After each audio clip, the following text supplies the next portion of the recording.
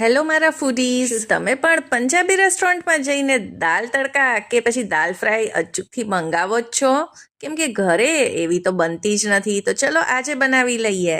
એના માટે 1 કપ તુવેર દાળ, 1/8 કપ મસૂરની દાળ અને 1/8 કપ મગની દાળ લઈ તેને ધોઈ અને કલાક માટે પલાળીને રાખી દઈશું. પછી તેને પ્રેશર કુક કરીશું. 3 કપ પાણી, સ્વાદ પ્રમાણે મીઠું, અડધી ચમચી હળદર અને 1 ચમચી ઘી એડ કરીને અને 1 લીલા મરચાંને વચ્ચે કટ કરીને એડ કરી દઈશું. 3 થી 4 વિસલમાં જ તે સરસ રીતે બફાઈ ગઈ છે. હવે તેનો વઘાર કરવા 3 ચમચી ઘી અને 3 ચમચી તેલ એડ કરીશું. ગરમ થાય એટલે તેમાં જીરું, મોટી ઇલાયચી, આદુ, મરચા અને લસણને આ રીતે કટ કરીને એડ કરીશું. તે સંતળાઈ જાય એટલે ઝીણી સમારેલી ડુંગળી એડ કરીશું. પછી ઝીણા સમારેલા ટમેટા, પછી થોડુંક મીઠું નાખી આ બધા બેઝિક મસાલા નાખી અને તેને સાતળી લઈશું. પછી બાફેલી દાળને આમાં એડ કરી અને આને કૂક કરીશું. દાળ ઉકળે એટલે તેમાં ગરમ મસાલો અને કસૂરી મેથી એડ કરીશું અને દાળને વધારે ટેસ્ટી બનાવવા ઉપરથી એક વઘાર તૈયાર કરીશું. તેમાં જીરું, લાલ મરચા, ઝીણું સમારેલું લસણ, હિંગ અને લાલ મરચું ઉમેરીને દાળમાં વઘાર કરી દઈશું. તો રેસ્ટોરન્ટને પણ ટક્કર મારે